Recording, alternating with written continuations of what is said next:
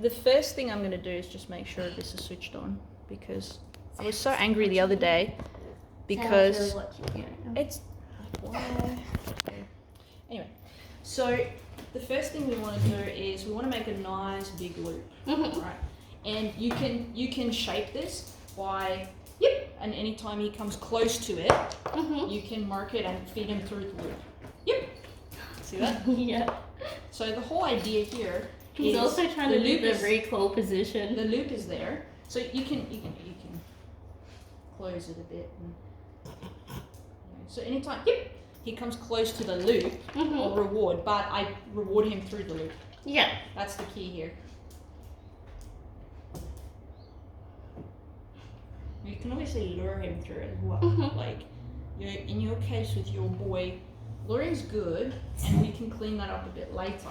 So I can, like, do that and lure him through, right? But I would like him to try and figure this one out. Because later on, and I will use a lure, is I'll make the double loop, like that, but I'll make it really big. Yeah. Right, so step 1 is do loop 1, just one loop first. Yeah.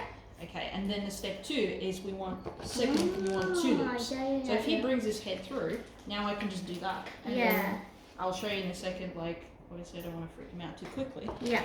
So I can lure him through. So now I've got the loop, like the normal loop, and then I can go like that.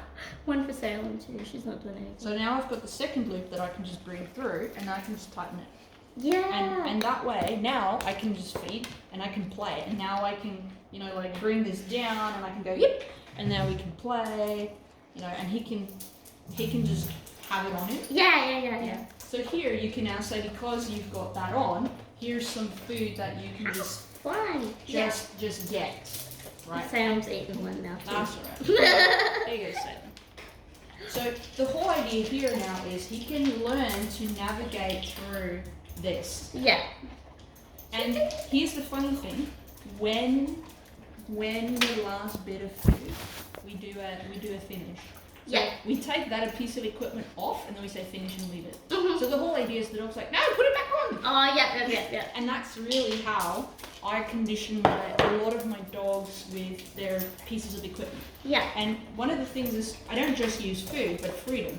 So my dog must have a collar on them before they come out of the crate to go for toilet. And they're like, put it on quick, I need to pee. Yeah.